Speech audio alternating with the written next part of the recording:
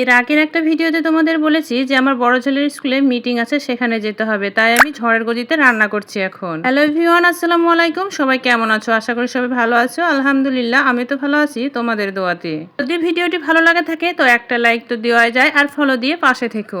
বড় ছেলে তো স্কুলেই আছে, আর তামিম আর আমি এখন রেডি হয়ে গিয়েছি রান্না বান্না করে, খাওয়া দাওয়া কমপ্লিট করে নিয়ে।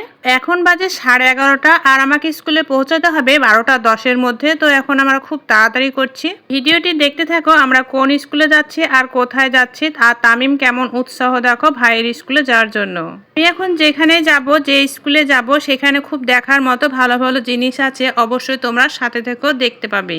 আমার তো ক্যামেরাম্যান নেই, যা স্ট্যান্ডে যতটুকু দেখানো সেটুকুই তোমাদেরকে দেখালাম। তো আমরা ফাইনালি এখন স্কুলে পৌঁছেই গিয়েছি। তোমরা অনেকেই গেস করতে পারবে যে আমি এখন কোন স্কুলে এসেছি, কোন মিশনে এসেছি। হলো সারগাছি রামকৃষ্ণ মিশন, আর আমি ঢুকেছি পেছনের গেট দিয়ে। আর ঢুকেই তোমাদেরকে দুটো সিংহের মূর্তি দেখালাম। এই বিল্ডিংটাতে মানে গ্রুপের একটা সভা মিটিং এগুলো আলোচনা হয়। এখন গোষ্ঠী করতাম তখন এখানে এসেছিলাম, আর এখানেই সভাটা বসেছিল, তার জন্য আমি বলতে পারছি। আমি মেন রোড দিয়ে ঢুকিনি, তাহলে আরো অনেক কিছু দেখা যেত। আমি পেছন দিয়ে ঢুকেছি। তো আমি স্কুলের কাজটা সেরে নিয়ে আমি তামিমকে এইগুলো দেখানোর জন্যই এদিক দিয়ে আসলাম।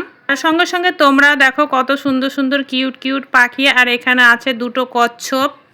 স্কুলটা আরও অনেক কিছু দেখার আছে, কিন্তু আমি যে প্রচণ্ড গরম পড়ছে এতে ঘোরা সম্ভব হলো না। আর পুরো দুপুরবেলা বুঝতেই পারছো, 12টা 12:30 বাজছে তখন। রামকৃষ্ণ মিশনে প্রচুর পশু পাখি আছে, মানে গরুও আছে, এখানে সব কিছুই পাওয়া যায়, আর সব কিছুই চাষাবাদও করা যায়। প্রচুর মাঠও আছে, আর এটা হচ্ছে খেলার মাঠ। এখানে অনেক অনাথ বাচ্চারা পড়াশোনা করে, এখানে থেকেই পড়াশোনা করে। তাদের খাবার দাবারের ব্যবস্থা কিন্তু এই মিশনের মাঠ চাষাবাদ থেকেই তৈরি হয়।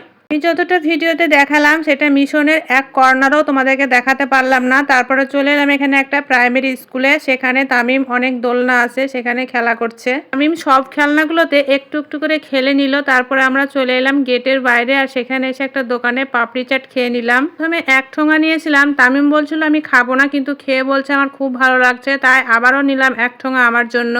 পরে আমরা চলে এলাম বাড়ি, আর বাড়ি আসার পথে একটা দোকানে কিছু জিনিস কিনেছিলাম, সেটা তোমাদের পরে দেখাবো। আর ভিডিওটি এখানে শেষ করলাম। ভালো থেকো, সুস্থ থেকো, দেখা হবে কোনো একটা নেক্সট ভিডিওতে। খোদা হাফেজ।